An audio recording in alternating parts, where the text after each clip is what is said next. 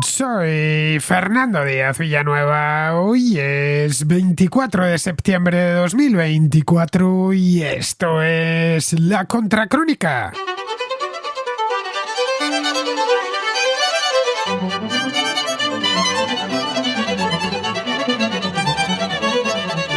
Tres elecciones regionales han sacudido la política alemana este mes de septiembre. El día 1 se celebraron elecciones en Sajonia y en Turingia, dos estados de la antigua Alemania del Este en la que los candidatos de la formación Alternative für Deutschland, es decir, Alternativa por Alemania o AfD, obtuvieron muy buenos resultados. En Turingia incluso se impusieron al CDU, sacándole casi 10 puntos de ventaja. La región dio un bandazo político de grandes dimensiones porque hasta ese momento gobernaban los izquierdistas de Die Linke. Era la primera vez que la AfD obtenía una mayoría semejante en unas elecciones regionales. Conseguían además una mayoría de bloqueo que condiciona infinidad de cosas, como la elección del presidente del Landtag, es decir, del Parlamento Regional, las modificaciones en la Constitución del Estado o la disolución anticipada del Parlamento.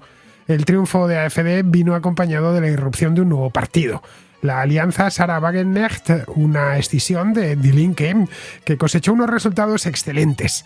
Quedaron terceros con el 15% de los votos.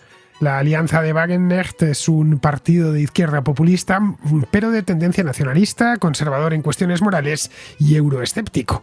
Para que nos entendamos, eso que en España se ha dado en llamar rojipardo.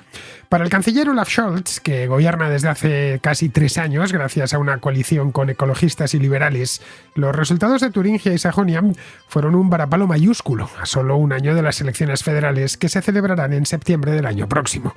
Quedaba en ese momento en el aire cuál sería el resultado de los comicios en otro de los estados del este, Brandeburgo, la región que rodea la capital, gobernada por los socialdemócratas desde siempre, desde la reunificación. Estas de Brandeburgo eran, además, las últimas del ciclo regional antes de las federales de 2025. Todos lo veían como un preludio de lo que ocurrirá en toda Alemania dentro de un año. Era mucho, en resumen, lo que estaba en juego.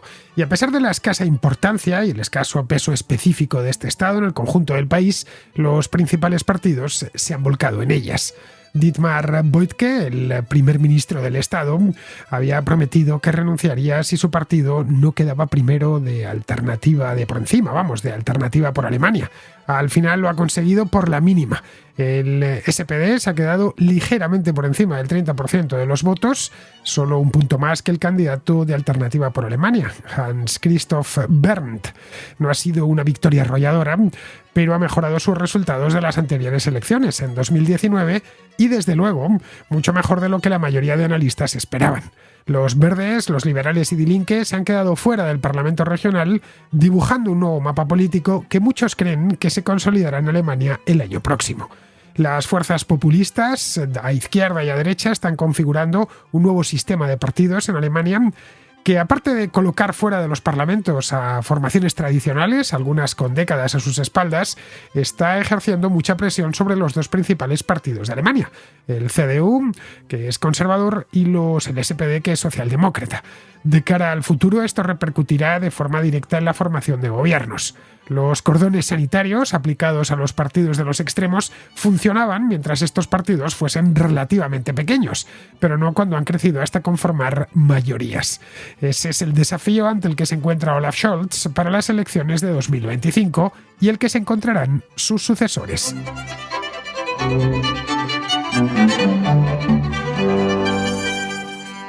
Hace 3 años que se celebraron elecciones federales en Alemania. Fue en septiembre del año 2021. Fueron unas elecciones importantes porque marcaron el fin de la era de Angela Merkel. Su sucesor, Olaf Scholz, se encontró con la economía muy perjudicada por la pandemia y con una guerra en Ucrania, apenas unos meses después de que tomase posesión del cargo. De hecho, ahora que lo estoy pensando, fue realmente poco tiempo, 2 meses y medio después. Scholz se convirtió en canciller a principios de diciembre de 2021, después de un par de meses de negociaciones con los que después serían sus socios de gobierno, y la guerra empezó, y esta fecha no se nos olvida, el 24 de febrero de 2022. Así que eso, 2 meses y medio aproximadamente. La victoria de Scholz estuvo muy lejos de ser aplastante, recordémoslo, le dediqué varios programas a aquellas elecciones, obtuvo en aquel momento el 25% de los votos, que le hacía el partido más votado, pero solo con un cuarto. Cuando en Alemania hace años se ganaban elecciones, se ganaban muy por encima del 30, del 35, incluso del 40% de los votos. Ahora ya con un 25% basta y sobra para poder gobernar, aunque por supuesto no a solas. Quedó además prácticamente empatado con el CDU de Armin Laschet, que se quedó en el 24%.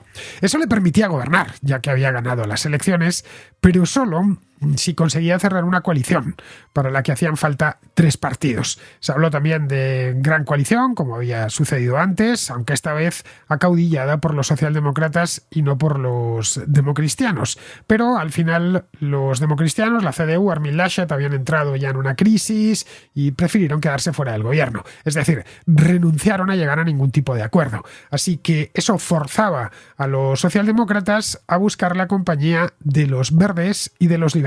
Con los verdes no le bastaba. Consiguió cerrar esa coalición con los verdes de Annalena Baerbock y con los liberales de Christian Lindner. Todo esto sucedió, ya digo, hace un par de años, más de un par de años, hace casi 3 años. El nuevo gobierno lo tenía francamente difícil. La situación económica a finales de 2021 no era en absoluto buena. Y todo lo que estaba ocurriendo en Ucrania, que empezó a ocurrir poco después de que Scholz llegase al poder, presionaban mucho sobre el gobierno. El gas y el petróleo subieron de precio de manera constante durante todo aquel año, especialmente el gas, una economía tan intensiva en energía como es la alemana, y que además estaba habituada, o mejor dicho, podríamos decir ya dopada por un gas barato que venía del gasoducto desde Rusia. De pronto se encontró con que tenía que importar el gas a través de metaneros, es decir, de barcos que llegaban a los puertos del norte. Tuvieron que improvisar a lo largo de 2022 una planta portátil, además, ni siquiera están construyendo ahora una ya definitiva, pero en aquel momento una planta de regasificación, porque no tenían manera de importar gas que no fuese a través de gasoductos. Primero importaron lo que les llegaba a través de los gasoductos desde Francia, los Países Bajos o Italia, y luego posteriormente empezaron a meter gas ya desde el norte en esta planta de regasificación portátil. Bien, estos se encontraron con un problema que no habían tenido hasta ese momento. Luego tenía el problema del petróleo. También Alemania, la economía más potente de la Unión Europea y de todo el continente, es una gran consumidora de petróleo, naturalmente, y vieron cómo les subía. Eso se sumó a una inflación sobre el resto de productos que ya venía castigando al país desde el año 2021. La inflación, recordemos, se presentó a principios de 2021 como consecuencia de los gastos disparatados de los gobiernos durante la pandemia, y hasta fechas muy recientes no ha empezado a enfriarse esta subida de los precios tan acusada que hemos tenido en los últimos 3-4 años.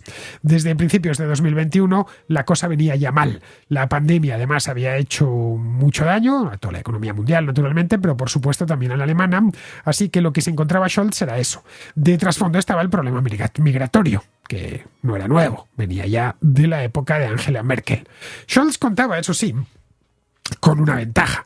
Durante su primer año de gobierno iba a tener relativa estabilidad electoral. Es decir, no iban a repetir elecciones federales quiero decir, pero se iban a celebrar pocas elecciones regionales. Ese año, en 2022, solo se celebraron elecciones en el Sarre, que es un estado pequeñito que hay en Alemania del Oeste. No sé si es el más pequeño, no, el más pequeño creo que es Berlín o Hamburgo quizá, pero que es muy pequeño. Vamos, en la Baja Sajonia y en Renania del Norte-Westfalia. Las elecciones en los estados federados en Alemania, hay un total de 16, suelen ser, no van todas a la vez, sino que cada estado federado tiene las suyas propias, suelen ser un termómetro político para todo el país.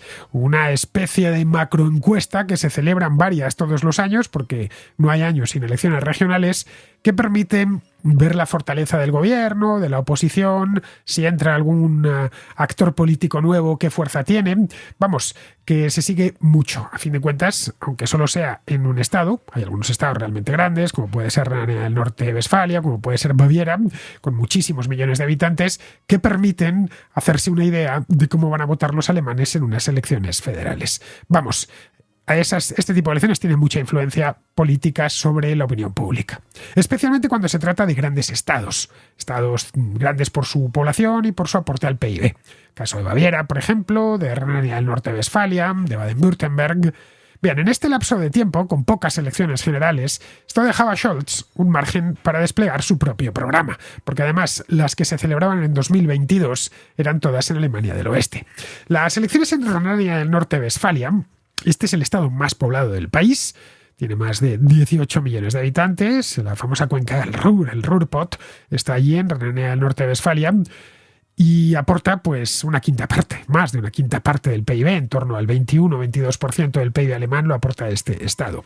Estas se celebraron en el mes de mayo de 2022, es decir, unos meses después de que empezase la guerra de Ucrania, pero el gobierno de Scholz tenía apenas 6 meses de duración. Todavía estaba en periodo de pruebas, en rodaje.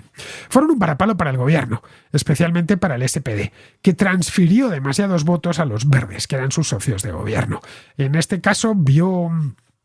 Normalmente en una coalición de gobierno el que pierde es el partido más pequeño, por regla general. Eso es algo que cualquier politólogo advierte. Cuidado con llegar a coaliciones porque al final los que van a perder siempre va a ser el socio pequeño mientras que el socio grande se fortalece. Mira, en este caso estaba resultando ser al contrario. El que estaba perdiendo era el socio grande, era el SPD, mientras ganaban los verdes. En principio eso es irritante era irritante para los del SPD, pero no un problema mayor, ya que a fin de cuentas estaba moviendo votos hacia su socio, votos que de una manera u otra podría recuperar en cualquier momento. De cualquier modo, en estas elecciones, en Renania del Norte-Westfalia, ganó el CDU y el Partido Socialdemócrata, el de Scholz, se hundió por debajo del 30% del voto. No parecía, de cualquier modo, especialmente amenazante, dado que Alternativa por Alemania también descendió en aquellas elecciones. Alternativa por Alemania ha sido, desde su fundación, allá por 2013, el coco dentro del sistema político alemán. Cualquier cosa que pasase por ahí, crearon un muro, no se podía pactar con ellos de ninguna manera y bajo ningún concepto, y allá donde tenían buenos resultados se consideraba que ya fuese el Estado federado o la ciudad, peligraban y podían dirigirse hacia el fascismo, bueno, el nazismo en el caso de Alemania. Pero bueno, fue a raíz de estas elecciones de Renania del Norte-Westfalia, ya digo, mayo de 2022, cuando las cosas se empezaron a torcer, a complicar seriamente, no solo para el SPD, sino para los otros dos partidos del gobierno, que de estas elecciones no habían salido mal parados. Si vamos a la tasa de popularidad del gabinete Scholz, y esto es un dato que siempre es útil, saber cuán popular es un gobernante, son encuestas que se hacen continuamente en todos los países, de saber ir tomando el pulso a la sociedad, o a la opinión pública, mejor dicho, para saber qué tal lo está haciendo y cuánto apoyo tiene a título personal, porque no solo se mide la popularidad en este caso del canciller, sino también de otros miembros del gobierno. Bien, nos encontramos con que a principio de su mandato, en enero de 2022, cuando llevaba un mes en la Cancillería, el 65% de los alemanes, o mejor dicho, de los consultados, aprobaba su gestión. Le parecía que era una gestión que acababa de empezar, pero que pintaba bien. En una palabra, que apoyaba a Olaf Scholz. Un año más tarde, en enero de 2023, la aprobación de Olaf Scholz había bajado hasta el 54%. Es decir, se había despeñado, pero no mucho. Había bajado, pues no llegaba ni a 10 puntos porcentuales, que habida cuenta de lo malo que había sido, lo horrible que había sido el año 2022, eran perfectamente sacrificables. No se alarmaron demasiado todavía a principios de 2023. Es cierto que estamos perdiendo popularidad, es cierto que la gente no está contenta, pero todavía estamos por encima del 50% de aprobación y no hemos bajado mucho con respecto al pico que fue nada más llegar al gobierno. Bien, a principios de este año, es decir, un año después, en enero de 2024, la popularidad de Olaf Scholz estaba ya en el 28%, 37 puntos menos que 2 años antes. Pero es que en estos momentos, septiembre de 2024, ronda el 20%. Perder 45 puntos de aprobación en menos de 3 años es como para tomárselo en serio.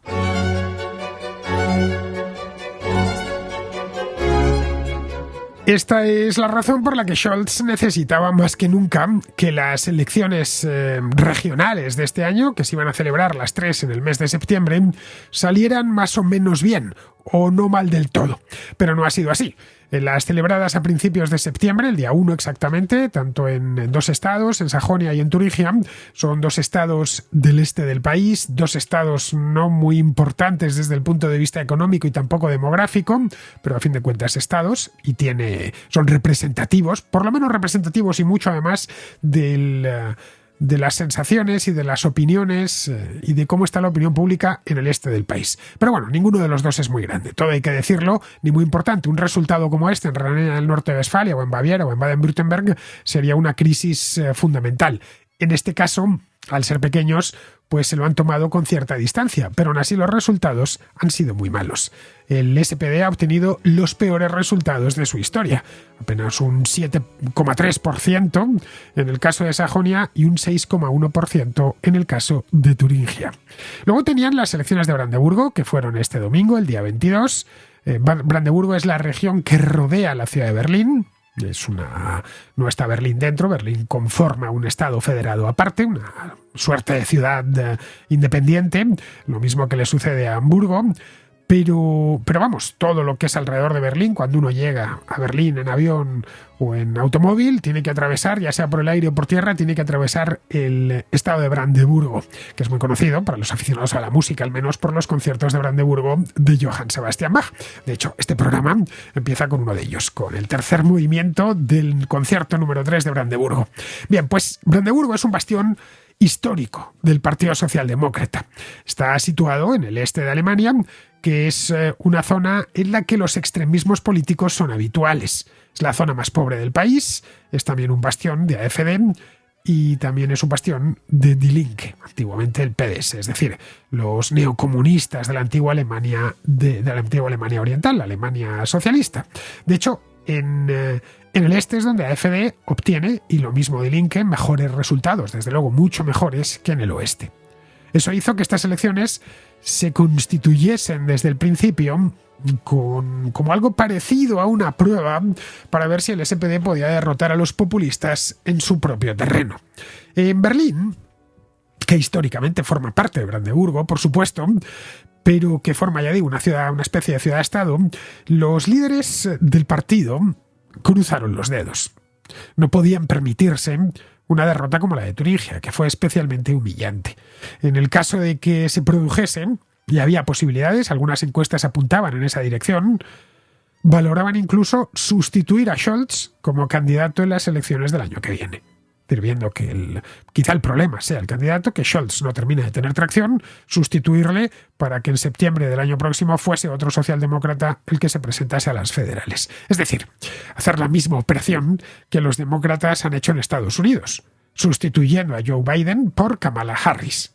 Pero esta vez con previsión, con tiempo suficiente para que el nuevo candidato pueda hacer campaña y darse a conocer entre la opinión pública. La verdad es que la versión alemana, si podemos decirlo así, al menos la más probable, de Kamala Harris sería Boris Pistorius, que no le costaría mucho darse a conocer porque actualmente es ministro y un ministro muy popular. Es el ministro de Defensa de Olaf Scholz y fue alcalde durante muchos años de una ciudad de la Baja Sajonia, una pequeña ciudad llamada Osnabrück. Su índice de aprobación, ya digo que no solo se mira en estos índices de aprobación, se mira al primer ministro, sino también todos los ministros, es actualmente del 53%, que no es para tirar cohetes, pero es que el de Scholz, como os decía antes, ronda en estos momentos el 20%. Por suerte para él, para Scholz quiero decir, y para el propio partido, la sangre no ha llegado al río. Pero, ojo, por poco. El SPD ganó con un 30,9% de los votos, que esto es 1,5 puntos más que el candidato de Alternativa por Alemania, que se llama Hans-Christoph Berndt. El mérito de la victoria corresponde no a Olaf Scholz en absoluto, sino al candidato socialdemócrata en Brandeburgo, un tipo llamado Dietmar Woidke, que es, al parecer, muy popular en aquel estado. Pero no le ha sido en absoluto fácil. Woidke es ingeniero de formación y lleva como ministro presidente de Brandeburgo pues nada menos que 11 años, desde el año 2013, con niveles de aprobación bastante altos. A escala nacional también es relativamente conocido porque presidió el Senado, el Bundesrat, hace ya unos años. En la propaganda electoral y en los carteles que se exhibían por las ciudades de Brandeburgo durante la campaña electoral, el lema elegido, y son de estos lemas que definen cuáles son las preocupaciones del partido político en cuestión. Lo que decía era, traducido al español, si quieres a Boyke, vota al SPD. Poniendo bien claro y bien grande lo de Boyke. Algo así como si votar al SPD, al Partido Socialdemócrata, fuera un mal necesario, un mal imprescindible, es decir, una especie de peaje a pagar ineludible para seguir teniendo a Boyke como presidente regional. El propio Boyke empujó en esa dirección. De hecho, él antes de las elecciones, durante la campaña, dijo en varias ocasiones que dimitiría y se retiraría en el caso de que su partido perdiese ante la AfD, ante la Alternativa por Alemania. Es decir, que aunque hubiera podido, quedando segundo, hubiera podido formar un gobierno de coalición, no estaba dispuesto a hacerlo. Dejaría el testigo a otro en su partido para que sacasen el gobierno, pero él no lo haría. Solo quiere ser presidente, o solo quería ser presidente, siendo el candidato más votado. Fijaos que estaba ya casi chantajeando a los electores de Brandeburgo para que le votasen a él, que seguramente no querían votar muchos al SPD, pero para votarle a él, que en Brandeburgo, ya digo, es popular, tenían que votar al SPD. La campaña de Boyke se concentró en su historial económico, que es anormalmente bueno para lo mal que va la economía alemana desde hace unos años. El Estado ha crecido más que la media nacional desde el año 2019. El año pasado creció un 2,1%, mientras que la economía alemana se contrajo un 0,3%. Este año también se prevé que se vuelva a contraer. El salario medio de Brandeburgo es más alto que en el resto de los estados del este de Alemania, la propia Turingia o que la propia Sajonia, y el desempleo está en mínimos históricos. Un factor importante a tener en cuenta en esto ha sido una planta de Tesla que ha abierto en la ciudad de Grünheide. Ya sabéis que Tesla anduvo deshojando la margarita durante mucho tiempo, donde iba a colocar su planta europea, y al final se decantó por Alemania, concretamente por el sur de Berlín, que es donde está esta planta de Grünheide. Boyke, de hecho, se involucró al máximo en cortejar a todas horas a Tesla y al propio Elon Musk para que se la llevase allí. Le persuadió para que construyese su primera Gigafactory en Europa y que lo hiciese en Brandeburgo, porque era cercano a Berlín, con un gran aeropuerto, cerca de la costa, situada en el mismo centro geográfico del continente, en fin. También ha influido, evidentemente, la cercanía de Berlín. El nuevo aeropuerto de Berlín, que se llama oficialmente Berlín-Brandenburg, es decir, Berlín-Brandeburgo, bueno, su nombre es Willy Brandt, que es un político socialdemócrata que fue canciller hace ya muchísimo tiempo. Este aeropuerto, que tardó la Intemerata en terminarse y fue objeto de muchísimos escándalos en Alemania, está en la localidad de Schönefeld, a no mucha distancia de la capital, pero ya en Brandeburgo. Los empresarios del Estado están encantados con él. Brandeburgo es uno de los estados más favorables a las empresas dentro de Alemania, lo que hemos podido ver con Tesla. Scholz lo que quiere es emular a Boyke y deposita todas sus esperanzas en la recuperación económica. Pero las noticias económicas en Alemania son malas, todas las que llegan desde hace un tiempo. El crecimiento del PIB este año será nulo, se quedarán en cero o incluso bajarán una décima. Esa es la realidad. Y a los alemanes los temas económicos los miran mucho. Los altos precios de la energía, la desaceleración de la economía china han afectado muchísimo al país. Alemania es muy dependiente del sector exportador. La mayor industria de Alemania, que es la industria automotriz, está en crisis. Volkswagen, que es el mayor fabricante de automóviles de Europa, planea recortar miles de puestos de trabajo y cerrar una o más fábricas. Luego tenemos el caso de Intel, un fabricante de chips, bien conocido por todos, que está posponiendo una inversión de unos 30.000 millones de euros que iba a tener lugar en Alemania, en Sajonia-Anhalt exactamente, y que Scholz consideraba uno de sus grandes logros. pero los de Intel no lo tienen claro, porque la energía es cara y los salarios son demasiado altos. El ministro de Economía de Scholz, que se llama Robert Habeck, ha convocado de hecho una cumbre del sector del automóvil con los presidentes de los principales fabricantes para el día 23 de septiembre en Berlín, es decir, la convocó para ayer. Se habló de ayudas del gobierno para Volkswagen, de subvenciones para los coches eléctricos, en fin, pero sin dar una solución clara, porque la descarbonización ha sido muy agresiva y ha encarecido mucho la energía. Uno de los problemas que tiene la industria alemana ahora mismo es que, entre otras cosas, por el cierre, decidido, por cierto, por Angela Merkel, de las centrales nucleares, seguramente antes de tiempo, y más luego sumado a la guerra de Ucrania, que ha encarecido la factura del gas considerablemente, el cierre de las nucleares en Alemania se hizo descontando que iban a obtener el gas ruso a bajo precio. Entonces tenían energía nuclear barata, energía eléctrica, quiero decir, de origen nuclear barata, iban a cambiarla por energía proveniente de los ciclos combinados barata también. Bien, la segunda derivada no se ha dado. Simplemente tienen que quemar gas y tienen que quemar carbón. Eso les complica todavía más esos objetivos climáticos tan estrictos que se han propuesto. En fin, que han caído dentro de su propia trampa, la economía alemana. Así que tiene difícil arreglo, al menos a corto plazo. Un segundo mandato de Scholz, hoy por hoy, parece poco probable. Pero la victoria, estrecha, pero victoria del SPD en Brandeburgo puede haberle dado un respiro. Tal vez solo temporal, porque lo cierto es que el mapa político de Alemania se ha vuelto endiablado.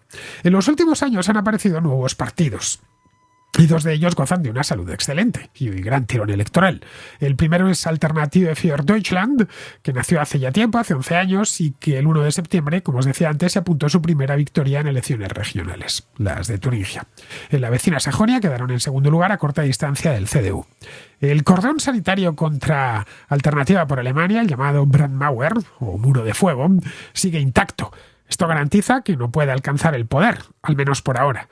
Pero su trayectoria es ascendente, de modo que llegará un momento en el que será imposible impedir que gobiernen en algún estado o condicionen las elecciones federales de alguna manera. El segundo partido es la Alianza Sarah Wagenknecht. Es una formación de extrema izquierda creada este mismo año con retales de otro partido de extrema izquierda, Die Linke. La propia Wagenknecht fue cabeza de lista de Die Linke en las elecciones federales de 2017. Es una mujer de 55 años que toda su vida ha militado en la extrema izquierda. Nació en la RDA y empezó en el SED, el Partido Socialista Unificado, el de Ulbricht y el de Honecker, luego pasó por el PDS y finalmente recaló en Die Linke. En 2019 empezaron los problemas, renunció a la portavocía parlamentaria y luego abandonó el partido. Primero fundó una asociación que se transformó en partido en enero de este año. Sus diferencias con Die Linke eran de tipo nacional e inmigratorio. Consideraba que Die Linke había caído en el posmodernismo, en lo que ella denomina el liberal izquierdismo, y defendía que la genuina izquierda anticapitalista debe ser patriota, antiinmigración, euroescéptica y apostar por una moral más tradicional. Este movimiento ha ido ganando fuerza en Occidente en los últimos tiempos. En España se le ha dado en llamar rojipardismo. Y realmente no están consiguiendo casi nada en ningún sitio, salvo en Alemania, donde han reventado a Die Linke y se posicionan en muchos aspectos como una competencia directa con la AfD. Entre los dos partidos, en las elecciones de Turingia obtuvieron casi el 40% de los votos. Quedaron primero y tercero. En las de Brandeburgo, el 42% de los votos. Quedaron segundo y tercero. En las de Sajonia, también el 42% de los votos, quedando segundo y tercero. Son tres estados, cierto es, muy particulares, los tres del este de Alemania, como os decía antes, feudo tanto de la extrema derecha como de la extrema izquierda, pero está por ver cómo se comportan a escala nacional. Si entran en el Parlamento Nacional, en el Bundestag, que es lo más probable, la Cámara se atomizará aún más. O entrarán a costa de formaciones más moderadas. Hoy hay 8 partidos, incluyendo a AfD y a la alianza de Wagenknecht, que se llevó 10 diputados en el cisma de este año. Se mantendrán los mismos, pero con un equilibrio de mayorías algo diferente. Esto pone en aprietos al sistema político alemán, que parte de la idea de que hay dos grandes partidos, CDU y SPD, que gobiernan a solas o conforman coaliciones entre ellos o con otros partidos. Las instituciones de posguerra de Alemania Occidental, que se extendieron al este después de la reunificación en 1990, se pensaron para acabar con el caos de los años de la República de Weimar, el periodo de entreguerras. Se promovieron partidos fuertes como la CDU y los socialdemócratas del SPD para debilitar a los grupos marginales. Otra salvaguarda era la regla según la cual los partidos con menos del 5% nacional de los votos no entran en la Cámara. Durante décadas este sistema fue muy práctico, muy funcional. Produjo partidos fuertes y grandes coaliciones. Ha habido dos factores que lo han erosionado. El primero, que es familiar para muchas democracias con votación proporcional, con sistema proporcional, que es la fragmentación. Ahora 8 partidos tienen escaños en el Bundestag. En las últimas elecciones, en 2021, la CDU, junto con su partido hermano, los bávaros de la CSU, la Unión Social Cristiana, y el SPD, juntos obtuvieron por primera vez menos de la mitad de los votos, el 49,8%. Esto os lo contaba hace 3 años. En los años 80 o 90, CDU y SPD obtenían en torno al 75 o el 80% de los votos. Los 16 estados de Alemania están gobernados por una variedad de coaliciones de lo más variopinto. Los independientes sin afiliación a un partido están creciendo en la política local, especialmente en el este. Esto empieza a hacer imposible el cordón sanitario, el Brandmauer, ya que no se puede dejar fuera de la gobernabilidad al 40% del electorado. Eso es con lo que se han encontrado ahora en lugares como Turingia, Brandeburgo o Sajonia. Los dos grandes partidos tienen que escoger en cuál de los dos lados sitúan el cordón. Esa parece que va a ser la constante de la política alemana en los próximos años. Eso tendrá consecuencias y no precisamente buenas. I don't think so. No, no, no, no. I don't think so. No, no, no, no. It's never, ever, ever, ever, ever, ever gonna happen. Todos hemos intentado en alguna ocasión aprender idiomas, pero el intento no siempre viene acompañado del éxito. Unas veces falta tiempo para aprender, otras lo que sobra es tiempo, pero no hay dinero para pagar clases particulares. Quedan las aplicaciones, pero no siempre te dan la oportunidad de practicar. Pero no todas las aplicaciones son iguales. Os presento una que quizá no conozcáis, Babel. Babel ha sido diseñada para que empieces a hablar un idioma lo antes posible, gracias a su sistema de lecciones basadas en situaciones de la vida real. Todo un entrenador lingüístico enteramente a tu servicio, desarrollado por un equipo de 150 especialistas. Babel te ofrece 14 idiomas, entre los que se encuentran algunos muy demandados, como el inglés, el francés o el alemán. Con la función Conversaciones del día a día tendrás la oportunidad de ampliar tu vocabulario, practicar conversación e ir ganando confianza con tu nuevo idioma. Respecto a la pronunciación, ese escollo insalvable en algunos idiomas como el inglés o el francés, no te preocupes. La tecnología de reconocimiento de voz te ayudará a mejorar tu pronunciación para que tu aprendizaje sea aún más efectivo. Las lecciones se complementan con conocimientos culturales, así tendrás una experiencia de aprendizaje más enriquecedora. Puedes practicar por tu cuenta con la aplicación o aprender en compañía gracias a las clases Babel Live, impartidas por profesores en grupos con un máximo de 6 alumnos. Puedes también escuchar podcast y disfrutar de juegos en el idioma elegido. No es casual que Babel acumule ya 15 millones de suscripciones y que el 92% de los estudiantes ha mejorado sus habilidades en solo 2 meses.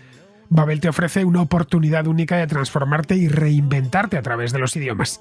Así que ya sabes, no tienes más que ponerte a ello y solo por estar al otro lado te llevas un descuento.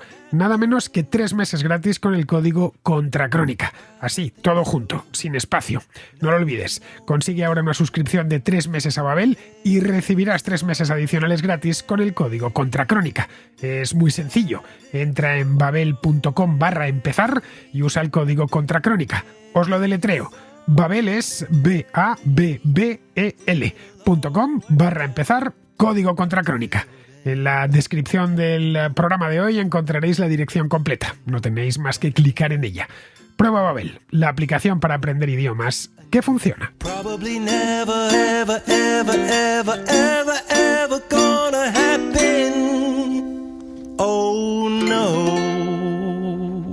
Vamos con la contrarréplica, empezamos con Daniel, que suele parar por Stuttgart, pero esta vez nos habla desde Estambul y nos regala un comentario sobre la pentrita, el explosivo que supuestamente se utilizó en la operación de los Buscas en el Líbano. Estoy por Estambul y escuché la contracrónica sobre que has hecho sobre lo ocurrido con los Buscas y los walkie-talkies. Y la verdad, estos días he andado un poco desconectado de las noticias y la verdad que me ha sorprendido, bueno, que has comentado de que han utilizado para ello Pentrita. Y de este tema también sé algo, porque en su día cuando fui miembro de la FAS, yo mismo también manipulé este tipo de explosivos. Y nada, cuando digo que me sorprende un poco es porque tengo entendido de que este lote de walkie-talkies y de buscas lo prepararon, llevaban tiempo, vamos, que no fue una cosa que lo montaron antes de ayer, ¿no? Y te explico por qué. La Pentrita, comparado con el TNT, no es un explosivo tan estable, ¿vale? Es más inestable y de hecho la Pentrita no se utiliza como explosivo solo. Se suele utilizar para combinarlo con otros explosivos, ¿de acuerdo? Se suele utilizar como un potenciador, también como por ejemplo para potenciar detonadores, para usarlo como detonadores, mejor dicho. Y en mi caso yo lo utilicé, también se suele utilizar como cordón explosivo, ¿vale? Esto para que los contraescuchas se hagan una idea, es para casi detonar, no es igual porque lógicamente una cadena de fuego en una refractación de una explosión no viaja a la velocidad de la luz, ¿no? Pero sí que cuando se produce la explosión casi se pueden simultanear dos cargas, ¿vale? Quedan comunicadas por este cordón y se transmite lo que es la cadena de fuego. Y nada, y otra cosa más curiosa de la Pentrita, también se utiliza como medicamento. Es lo mismo que la nitroglicerina, que supongo que también a los contraescuchas le suena. La nitroglicerina a muchos le puede sonar también, igualmente que la Pentrita. Es un medicamento que se utiliza en cardiología, es un vasodilatador. Y la Pentrita, no sé si lo habéis visto de algunos abuelos o gente que tiene problemas con las arterias, ¿vale? Es esa pastillita que se pone debajo de la lengua, ¿vale? Pues la Pentrita también existe un fármaco que se utiliza. Así que nada, la verdad que la operación del Mossad a mí la verdad que me ha dejado impresionado y la verdad cómo se lo han colado. Así que nada, un saludo y hasta pronto. Adiós. Pues nada, muchas gracias, Daniel. Yo lo de la Pentrita lo leí en la prensa el otro día. La historia de cómo llegaron los Buscas hasta los miembros de Hezbollah también parece sacado de una película.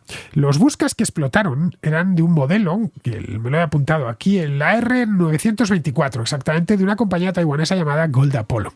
Gold Apollo, evidentemente, se sintió interpelada, pero negó haber fabricado esos Buscas. Arguyó que habían sido fabricados por una empresa llamada Buck Consulting, cuya sede se encuentra en Budapest.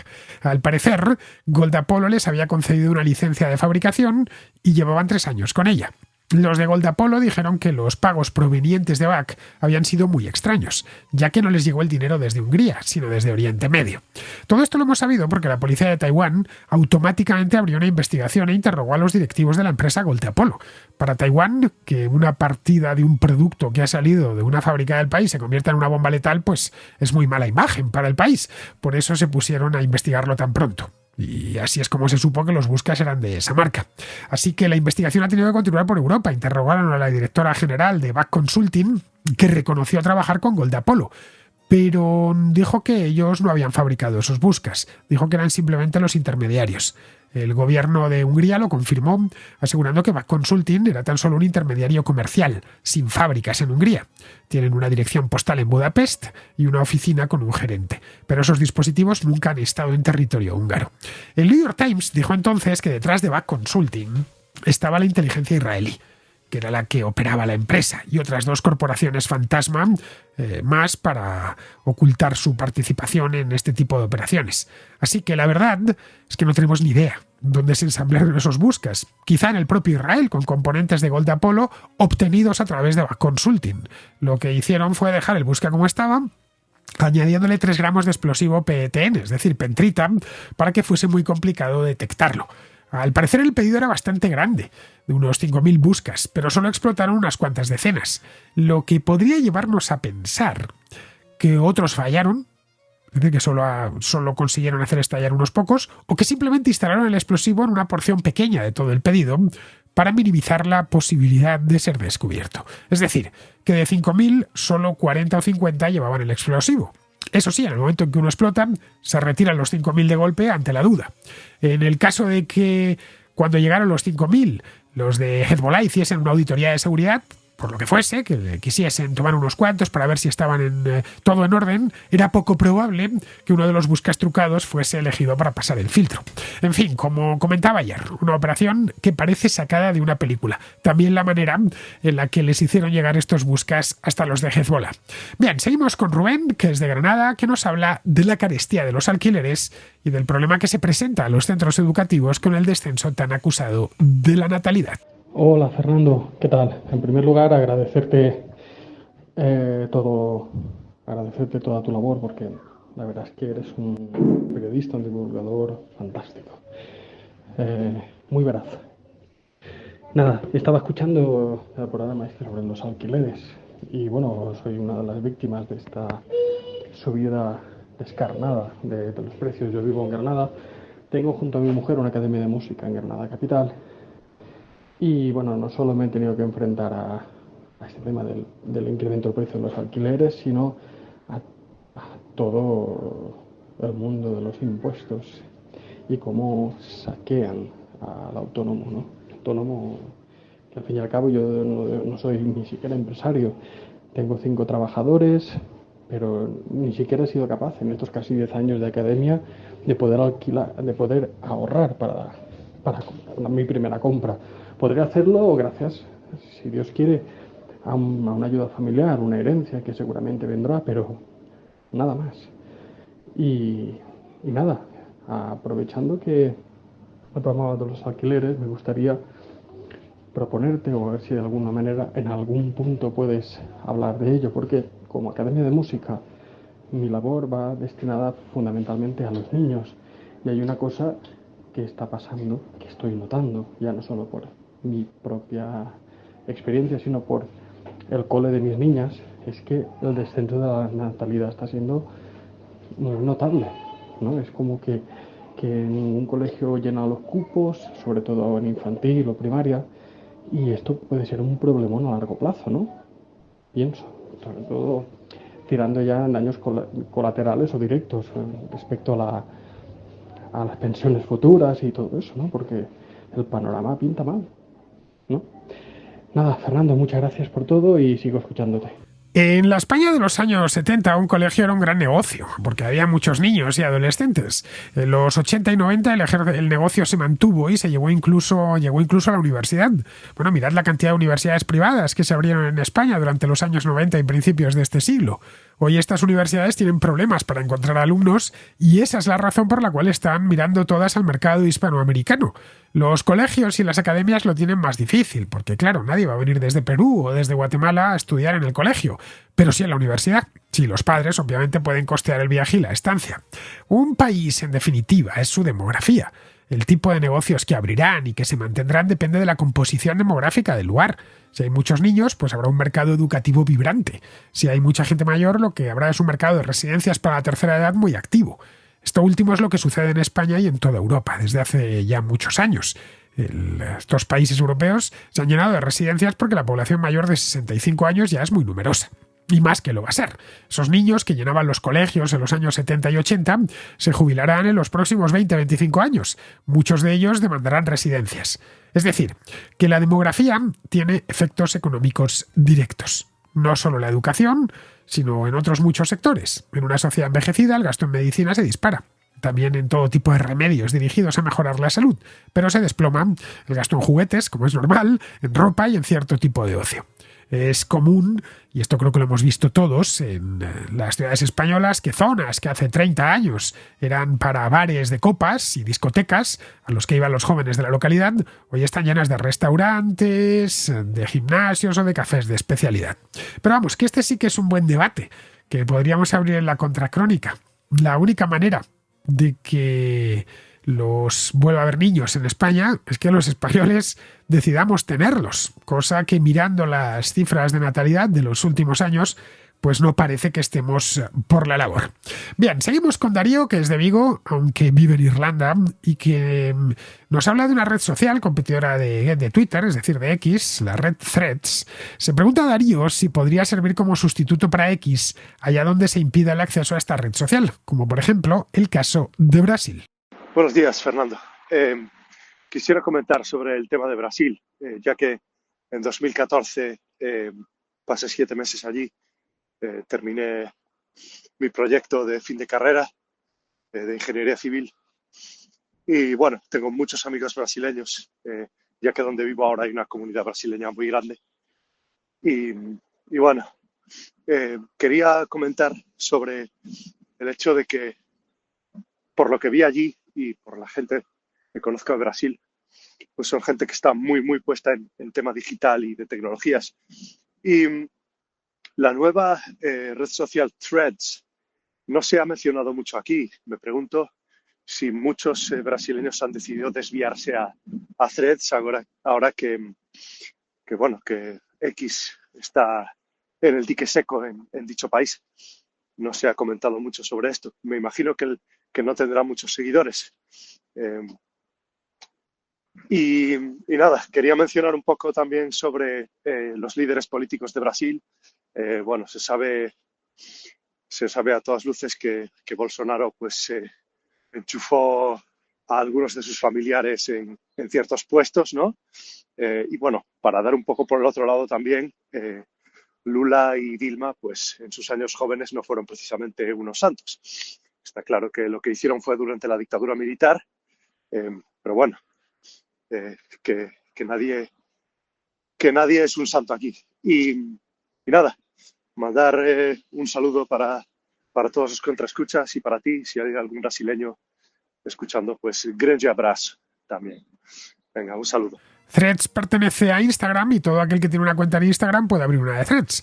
Yo terminé haciéndolo porque cada vez que entraba en Insta me aparecía el anuncio. Eso sí, no he puesto nada ahí más allá de las fotos que subo a Instagram. Es una red social muy joven, empezó a funcionar hace poco más de un año, en julio de 2023, pero eso sí, la Unión Europea no se lanzó oficialmente hasta diciembre. Así que no sabemos, es demasiado pronto, no sabemos todavía si funcionará o no funcionará porque es muy poco el tiempo que lleva en marcha. Eso sí, ha dado tiempo para que ya la bloqueen en Turquía y en Irán. Al parecer, esta red social, Threads, tiene ya casi 200 millones de usuarios, pero no sabemos hasta qué punto es utilizada. Hay que tener en cuenta que muchos usuarios provienen directamente de Instagram y les ha pasado lo mismo que a mí. Activaron su cuenta en Threads y no han vuelto a pasar por ahí. Y no sé, igual en el caso de que prohibiesen X, muchos usuarios se pasarían a Threads. En el caso de Brasil, además importa mucho el número de usuarios que tiene Instagram. Son unos 120 millones, es decir, más de la mitad de la población. En X, en aquel país, como os decía hace unas semanas, tiene unos 20 millones de usuarios, muchísimos menos. De cualquier modo, para que una red social crezca, necesita un tiempo de incubación. Estas cosas no van de un día para otro. Si la suspensión es muy prolongada, es probable que Threads se beneficie de ello. Eso sí, se beneficie de ello a través de Instagram porque la mayor parte de usuarios le van a entrar por ahí. En Instagram, de cualquier manera, y entiendo que en Threads también, los criterios de moderación son muchísimo más estrictos que en X. No lo sé. Igual no creo que muchos de los que estaban en X hasta ese momento se sientan atraídos por ella, según están las cosas, habiendo como hay otras redes sociales minoritarias en las que apenas hay censura. Bien, pues terminamos ya, vamos con Pizarro, que nos habla de la historia esta de los buscas de Hezbollah. Las bravatas del Partido de Dios, a raíz de la actual guerra en Gaza, no se han concretado en un frente en el norte de Israel. Lo que sí ha ocurrido es que se le ha abierto una herida interna de desconfianza e incomunicación realmente seria.